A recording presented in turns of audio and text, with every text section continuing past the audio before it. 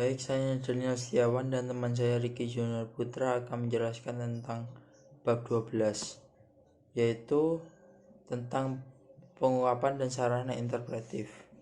Secara umum, penguapan adalah konsep, metode, dan media tentang bagaimana informasi akuntansi disampaikan kepada pihak yang berkepentingan. Statement keuangan dasar dan penyajian informasi selain statement keuangan merupakan bentuk pengungkapan informasi.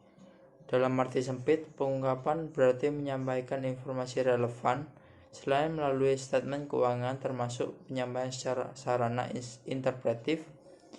Artinya, penggunaan pengungkapan adalah pengungkapan secara kuantitatif, kualitatif, dan deskriptif lebih dari apa yang telah termuat dalam statement keuangan pokok sebagai ciri sentral pelaporan keuangan.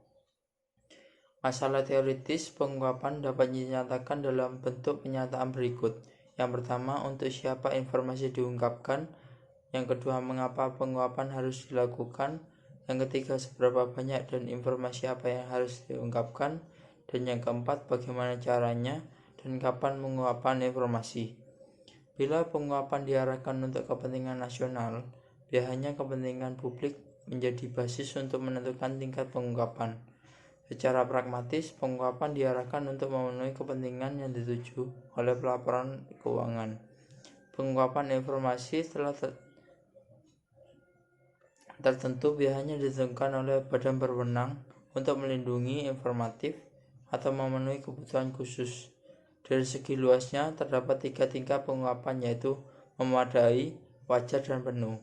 Hal yang harus dipertimbangkan penyusun standar dalam menentukan luasnya pengungkapan adalah tujuan pengungkapan, manfaat bagi pemakai dibanding kos administratif bagi penyedia, kos ekonomik bagi penyedia, keberlebihan informasi, dan teridentifikasinya dengan jelas kebutuhan pemakai.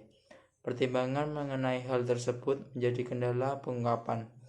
Regulasi pengungkapan juga menjadi masalah teoritis. Artinya, apakah pengungkapan harus diwajibkan melalui regulasi pemerintah atau diserahkan kepada profesi atau pasar untuk menentukan sendiri luas dan jenis pengungkapan. Beberapa alasan pendukung regulasi adalah penyalahgunaan, eksternalitas, asimetri informasi, dan keengganan manajemen. Regulasi menjadi penting manakala perusahaan memenuhi kebutuhan dananya dari publik melalui pasar modal. Badan atau agen pemerintah mempunyai wewenang untuk menentukan apa yang harus ditangkapkan untuk keperluan penawaran umum dan untuk pelaporan rutin. Untuk keperluan pelaporan secara umum dan badan penyusun standar biasanya mendapat wewenang secara profesional untuk menentukan cara-cara dan format pengungkapan dalam pelaporan keuangan umum. Terdapatnya dua badan yang dapat menentukan pengungkapan tersebut disebut dengan struktur pengaturan ganda yang mempunyai beberapa keuntungan. Metode pengungkapan berkaitan dengan masalah informasi disajikan dalam pelaporan keuangan. Standar akuntansi dan peraturan lain menentukan cara pengungkapan dalam pelaporan keuangan. Informasi dapat disajikan dalam pelaporan keuangan sebagai post statement keuangan, catatan kaki, penjelasan dalam kurung, istilah teknis, lampiran, komunikasi manajemen, dan catatan dalam laporan auditor. Selanjutnya akan dijelaskan oleh teman saya Ricky Junior Putra. Bismillahirrahmanirrahim. Saya akan melanjutkan pembahasan yang telah dijelaskan oleh teman saya, yaitu Daniel Setiawan.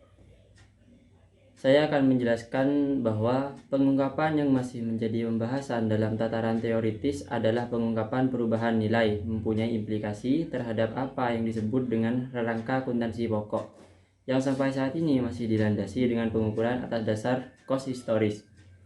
Persoalannya adalah apakah rangka akuntansi pokok berbasis kos historis harus diganti dengan rangka akuntansi pokok berbasis nilai atau kita kenal dengan selain kos historis. Lebih dari itu, karena satuan uang mempunyai pengukur sebagai pengukur berfluktuasi nilainya, Perlukan perubahan nilai uang diperhitungkan dalam pelaporan keuangan melalui akuntansi daya beli konstan. Kemudian pendukung penggantian akuntansi cost historis tersebut dengan akuntansi nilai sekarang berargumen bahwa cost historis tidak lagi berpaut dengan keputusan dan tidak realistis dengan kondisi ekonomik yang nyatanya berjalan. Penilaian berbasis cost juga menjadi masalah untuk fasilitas FASIS berumur panjang. Argumen ini disanggah atas dasar keterandalan data, saling kompensasi, fluktuasi nilai atau harga sebagai gejala umum, posisi keuangan jangka panjang, dan penyembunyian data cost yang terandalkan dan terverifikasi. Lalu, kalau keadaan tertentu memang mengharuskan adanya revisi cost fasilitas FASIS, maka cost revisian tersebut harus diakui dalam buku besar secara terpisah sehingga data cost historis tidak menjadi hilang atau tersembunyi.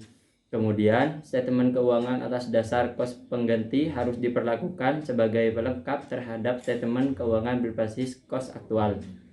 Dengan demikian, kualitas keterandalan tetap dapat dipertahankan, sementara kualitas keberpautan dapat ditingkatkan. Lebih dari itu, cara tersebut memungkinkan setiap saat untuk mengetahui total depresiasi, akumulasi, sampai saat tertentu atas dasar cost tersebut. Memang, cost historis tersebut dapat dimaklumi bahwa perubahan nilai uang mempunyai implikasi penting terhadap penilaian kinerja perusahaan. Jumlah rupiah yang sama pada saat yang berbeda sebenarnya tidak homogen lagi, sehingga angka hasil penjualan sebenarnya menjadi kurang bermakna. Ibarat menambah apel dengan jeruk, namun demikian mengakui perubahan daya beli setiap saat menghendaki sistem pencatatan yang rumit dan tidak praktis. Selain itu, perubahan daya beli merupakan gejala umum yang sudah dipertimbangkan dalam tiap keputusan operasi, sehingga perubahan tersebut secara implisit telah melekat pada tiap pengukuran sumber ekonomi. Kesepakatan tidak selalu tercapai dalam penentuan bisnis konversi, sehingga hasilnya akan mempengaruhi keterbandingan antar perusahaan. Cara terbaik dalam hal ini adalah melengkapi sistem statement periodik konvensional dengan suatu laporan khusus untuk menunjukkan pengaruh perubahan tingkat harga umum terhadap operasi perusahaan. Patent dan Littleton tahun 1970 menegaskan bahwa tidak ada keberatan untuk memasukkan segala bentuk sarana interpretif dalam pelaporan keuangan asalkan rangka akuntansi pokok atas dasar cost tetap dipertahankan. Statement atau laporan atau informasi pelengkap dapat disediakan dengan merancang akun-akun terpisah yang berfungsi sebagai akun penambah atau akun penilaian atau kontra akun untuk mengakui jumlah rupiah perubahan. Sekian penjelasan dari saya, kurang lebihnya mohon maaf. Assalamualaikum warahmatullahi wabarakatuh.